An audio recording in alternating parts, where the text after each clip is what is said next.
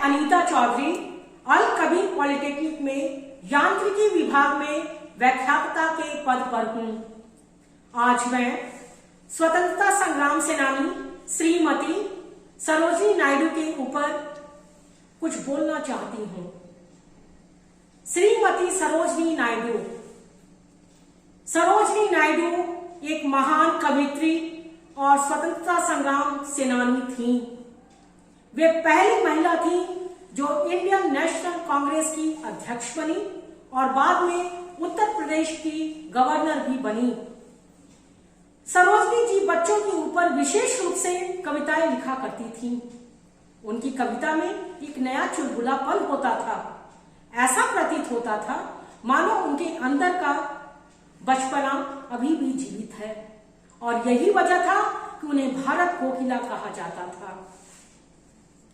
सरोजिनी जी का जन्म 13 फरवरी 1879 ईस्वी में एक बंगाली परिवार में हैदराबाद में हुआ था। उनके पिता श्री अघोरनाथ चट्टोपाध्याय वैज्ञानिक व डॉक्टर थे।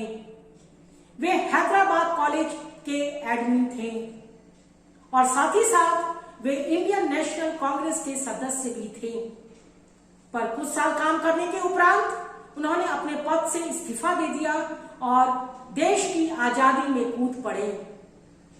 1905 ईस्वी में जब बंगाल विभाजन हुआ तो वहां की परिस्थितियों को देख करके सरोजिनी नायडू आंदोलित हो गईं। 1906 ईस्वी में उन्होंने कांग्रेस को ज्वाइन किया। 1914 ईस्वी में जब वे दक्षिण अफ्रीका से लंदन गई तो वहां उनकी मुलाकात महात्मा गांधी से हुई, उनसे मिलने के बाद उनमें क्रांतिकारी बदलाव आया और वे स्वतंत्रता संग्राम में कूद पड़ी। उनकी माता वीरद सुंदरी देवी एक लेखिका थी और वे कविताएं लिखा करती थी। सरोजिनी जी अपने 8 भाई बहनों में सबसे बड़ी थी। उनके एक भाई वीरेंद्रनाथ क्रांतिकारी भी थे। 1928 ईस्वी में सरोजिनी जी को हिंद केसरी पदक से सम्मानित किया गया।